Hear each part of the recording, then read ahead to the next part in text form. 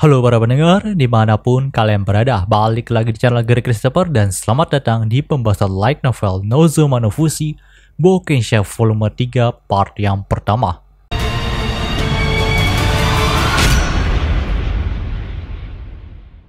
Pada part sebelumnya kita sudah mengetahui kalau Ren berhasil menemukan bunga darah naga dari rawa Tarasku.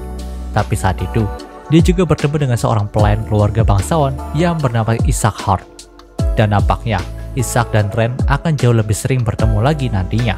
Mengingat katanya tuannya Isaac itu akan memberikan permintaan pribadi kepada Ren. Dalam part kali ini, panel cerita pun dibuka dari guild kota Malt. Setelah Ren kembali dari ekspedisinya di rawa Tarasku, Ren pun sempat singgah ke guild kota Malt terlebih dahulu untuk melaporkan hasilnya kepada Sheila nih. Tentu, Sheila pun terkejut dengan kedatangan dari Ren yang cukup awal. Dia nggak menyangka kalau Ren bisa menyelesaikan quest dalam rawa Tarasku secepat ini. Sheila juga menyebutkan kalau mungkin sekarang kekuatan Ren itu setara dengan petualang peringkat silver karena sudah bisa keluar hidup-hidup dari rawa beracun itu. Terlepas dari itu semua, Ren pun melaporkan juga nih kalau dirinya telah membawa bangkai dari monster Tarasku yang sudah dia kalahkan. Dan dia ingin para petugas guild untuk membongkar monster ini agar bisa dijual nantinya. Tentu Sheila pun kembali dikejutkan dengan perkataan dari Ren tadi.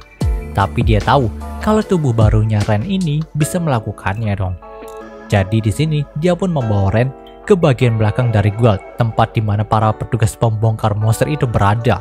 Setelah sampai di sana, mereka berdua disambut oleh Dario, orang yang bertanggung jawab atas tempat pembongkaran monster. Pada awalnya Dario nggak percaya kalau Ren mau bawa bangkai dari Tarasku, mengingat si Ren itu adalah petualang kelas perunggu. Ya mana mungkin sih ada petualang kelas perunggu yang berhasil mengalahkan monster raksasa beracun itu, yang mana petualang kelas gold saja kesulitan menghadapinya. Tapi mulut Dario itu langsung terbungkam dengan kenyataan kalau Ren menyimpan bangkai monster Tarasku di tas ajaib miliknya. Dan dengan begitu, Dario pun mau membantu Ren untuk membongkar bangkai dari Tarasku ini. Ini adalah pekerjaan terhormat baginya, karena bisa membongkar bangkai dari Tarasku yang tidak rusak teman-teman. Karena biasanya nih katanya, para petualang kelas tinggi aja harus merusak seluruh anggota tubuh dari monster ini terlebih dahulu sebelum mereka itu bisa memusnahkannya. Tapi apa yang dibawa sama Ren ini adalah harta karun yang berharga.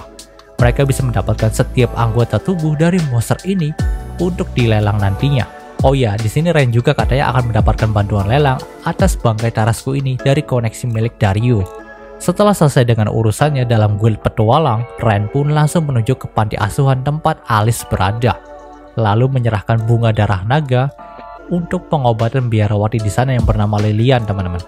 Nah, ketika melihat kalau Ren mampu menyelesaikan pekerjaannya dengan baik, walaupun hanya diberi upah satu tembaga saja, membuat Alice terpukau dengan jalan petualangan yang diambil sama Ren nih. Dan gregetnya si Alice juga malah ingin menjadi petualang seperti Ren. Pada awalnya sih Ren itu kurang sreg sama keinginan dari Alice, karena dia juga sudah pernah tahu susahnya mencari hal baik kalau kamu itu jadi seorang petualang gitu. Tapi ketika melihat tekad dari Alice yang berapi-api, akhirnya Ren pun mendukung keinginan dari Alice.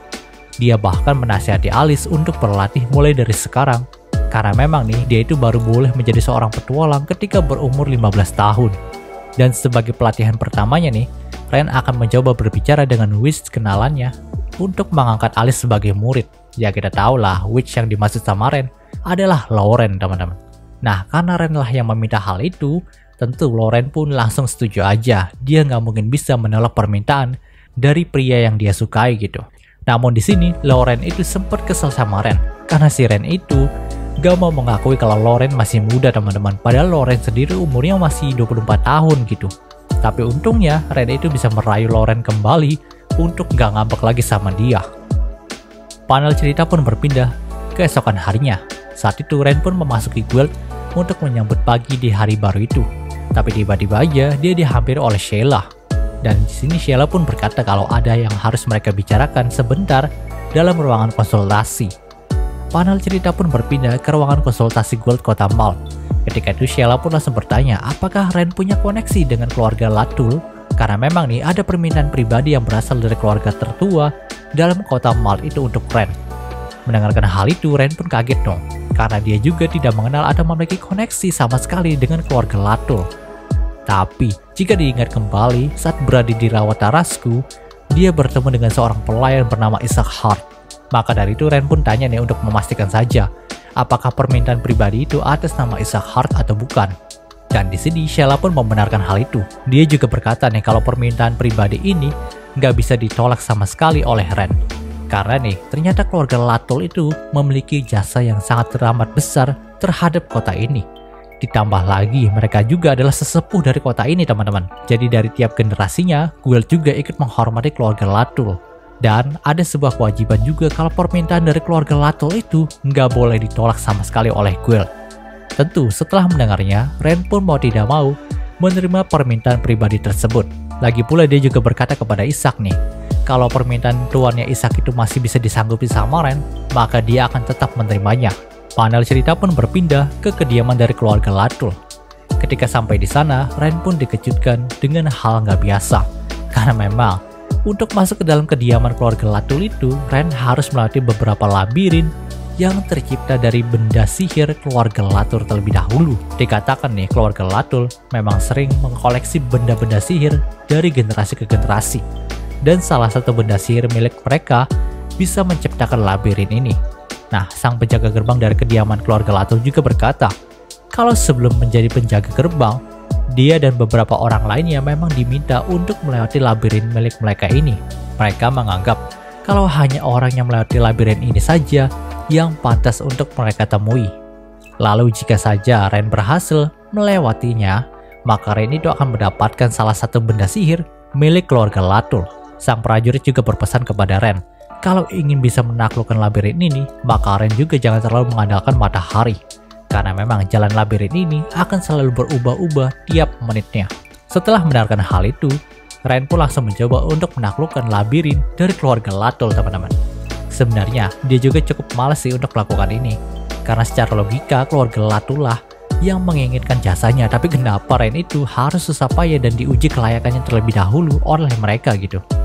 Dia juga kurang yakin untuk bisa menaklukkan labirin ini.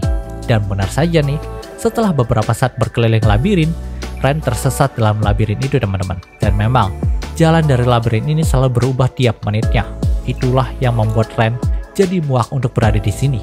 Dia dikelilingi oleh pagar tanaman yang hampir membuatnya gila. Bahkan Ren juga sampai memikirkan buat apa ada orang yang menciptakan labirin seperti ini. Padahal mereka sendiri memiliki penjaga gerbang gitu. Tapi jika dipikir baik-baik, labirin ini pasti mengkonsumsi banyak mana dari penggunanya. Pasti sulit juga untuk terus mempertahankan labirin ini setiap harinya. Dan kalau memang itu benar-benar terjadi, maka dipastikan nih penguasa keluarga Latul itu adalah penyihir yang sangat hebat. Nah, ketika memikirkan hal itu, tiba-tiba aja sebuah pintu dekat pagar tanaman yang ada di depan Ren terbuka, teman-teman. Dan di sanalah dia menemukan seorang gadis bernama Laura Latul yang mengajaknya untuk minum teh bersama. Tanpa rasa curiga, Ren pun langsung menerima tawaran dari Laura karena dia juga udah tahu kalau kemungkinan besar Laura adalah anak dari keluarga Latul. Makanya Ren itu mau menerima ajakannya dan berbincang dengannya. Di sini banyak hal yang mereka bicarakan, terutama nih tentang hobi dari keluarga Latul yang suka mengkoleksi benda sihir. Bahkan saking sukanya sama benda sihir, si Laura itu malah ingin membeli topeng milik Ren yang dianggapnya sebagai benda sihir yang menarik. Tentu, tawaran dari Laura membuat Ren sedikit tergiur sih. Tapi hal itu mustahil diwujudkan. Karena seperti yang kita tahu kalau topeng milik Ren ini nggak bisa dilepas sama sekali. Nah, di akhir percakapan mereka nih, Laura juga sempat berkata kalau mereka akan bertemu lagi. Tapi jika Ren ingin benar-benar lepas dari labirin ini, dia sarankan untuk tidak memperhatikan matahari. Mendengarkan hal itu, Ren pun berkata kalau dia sudah mendengarkan kata-kata tadi dari penjaga gerbang. Di sini Laura pun tersenyum sekali lagi dan berkata nih, pikirkanlah baik-baik perkataan tadi. Setelah pertemuan dengan Laura, Ren pun langsung masuk lagi ke labirin. Tapi di sini dia pun berpikir lebih keras untuk menyelesaikan labirin ini. Dan ternyata teman-teman, perkataan tentang jangan sampai melihat matahari adalah tipuan. Sebenarnya dengan melihat arah matahari lah yang membuat Ren itu bisa keluar dari labirin. Karena memang nih, setiap jalan benar yang menuju ke kediaman dari keluarga Latul itu ditutupi sama sihir penghalang. Jadi pantas saja Ren tidak cepat menyadarinya. Nah, dengan sedikit bantuan dari insting tubuh zombinya, Akhirnya, saat sore hari Ren pun berhasil menembus labirin tersebut. Lalu dia disambut oleh Laura yang ternyata nih kepala keluarga dari keluarga Latour sendiri. Dan pelayannya juga ada di sana yaitu Isaac Hart. Di sini mereka pun memuji Ren yang bisa keluar dari labirin itu. Dan sesuai yang dikatakan oleh banyak orang, Laura pun akan memberikan Ren salah satu alat sihir dari koleksi mereka sebagai imbalan menaklukkan labirin tadi. Jadi saat itu Laura dan Isaac pun langsung membantu Ren untuk menuju ke gudang alat sihir keluarga mereka. Di tengah perjalanan itu, Laura pun sempat tanya mengenai Ren yang terlihat dirawat Tarasku sendirian. Laura pun penasaran nih, apakah yang Ren lakukan di sana. Mendengarkan hal itu, Ren pun menjelaskan kalau dirinya baru saja mendapatkan permintaan dari panti asuhan kumuh yang ada di kota Malt untuk membawakan bunga darah naga. Walaupun memang upah dari quest itu hanyalah 1 keping tembaga, tapi Ren tetap menjalaninya. Karena memang itu adalah quest sukarela teman-teman, yang biasa diambil oleh kebanyakan petualang. Petualang itu bukanlah pekerjaan yang mudah, bisa saja esok nanti Ren itu akan mati saat melakukan petualangan. Maka dari itu, mengerjakan quest sukarela seperti itu dianggap sebagai sebuah amal yang mungkin membuat hidupnya lebih berarti gitu, jika dirinya nanti mati dalam berpetualang gitu. Mendengarkan hal itu, Laura pun tersenyum dan berkata nih, kalau dia tidak menyangka masih ada petualang yang baik hati seperti Ren. Panel cerita pun berpindah ke gudang bawah tanah keluarga Latour. Di sanalah semua alat sihir milik keluarga ini tersimpan, dan Ren boleh memilih salah satu di antara ribuan alat sihir itu. Laura juga menjelaskan kalau Ren harus berhati-hati karena dia juga sering menyimpan hal yang tidak berguna dalam gudang ini. Kalau saja Ren itu salah pilih, maka kemungkinan besar Ren akan mendapatkan alat sihir yang zong teman-teman. Nah, di tengah memilih alat sihir, Ren pun sempat menyinggung soal permintaan pribadi dari Laura. Questnya tertulis seperti ini, kalau Ren harus membawa bunga darah naga setiap harinya kepada Laura. Jadi di sini Ren pun tanya, siapakah yang terkena sindrom penimbunan racun? Karena memang itu adalah satu-satunya penyakit yang bisa disembuhkan oleh bunga darah naga. Mendengarkan hal itu, Laura pun berkata, kalau dirinya lah yang terkena penyakit itu. Mungkin bila penyakitnya masih stadium awal, dia akan sembuh dengan sekali mengkonsumsi bunga itu. Tapi sayangnya, bagi pengidap stadium akhir seperti dirinya, sebagai konsekuensinya dia itu harus mengkonsumsi bunga darah naga secara rutin teman-teman. Di sini Ren pun mengiyakan hal itu, lalu kembali memilih alat sihir yang dia inginkan. Namun, di tengah itu, Ren pun dikejutkan dengan sosok golem yang tiba-tiba saja terwujudkan dari kumpulan alat sihir milik Laura. Tentu semua pun langsung panik karena katanya si Laura dan Isaac juga nggak menduga hal ini akan terjadi. Jadi di sini, Laura pun langsung meminta Ren untuk menahan golem sihir itu, sementara dia akan mencari pemicu dari golem sihir itu lalu mematikannya. Ya, dia itu malah meminta tamunya untuk menghadapi monster yang diciptakan oleh gudang alat sihirnya sendiri gitu. Tentu Ren juga mau tidak mau harus melakukannya. Tapi di sini Ren sendiri tidak yakin apakah dia bisa menahan golem sihir ini atau enggak. Dan benar saja sih, baru saja beberapa detik melawan golem sihir itu, Ren pun dikejutkan oleh serangan laser cannon yang dikeluarkan oleh monster satu ini.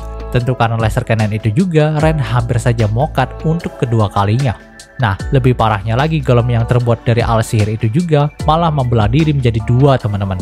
Padahal lawan satu golem sihir aja udah susah. Sekarang Ren itu malah disuruh buat lawan dua gitu. Bahkan si Ren aja sampai udah pasrah, hidupnya itu akan berakhir di sini. Namun untungnya Laura itu datang tepat waktu dan memusnahkan dua golem sihir tadi dengan salah satu alat sihir di tangannya. Dan kalau kalian sadar nih, saat dimana Laura menghentikan kedua golem tadi, kita bisa melihat kedua taring di mulutnya Laura gitu. Ya, masih menjadi misteri nih, apakah memang si keluarga Latour ini adalah keluarga dari vampir atau bukan. Dan cerita di part ini pun berakhir. Oke, mungkin itu pembahasan singkat untuk Nozuma no Fushi yang kali ini. Jika kalian suka video ini, jangan lupa untuk like, komen, dan juga subscribe dan juga share agar gue lebih semangat lagi dalam membuat video dalam channel ini. Terima kasih telah mendengarkan sampai detik ini. Gue Gary Christopher, signing off.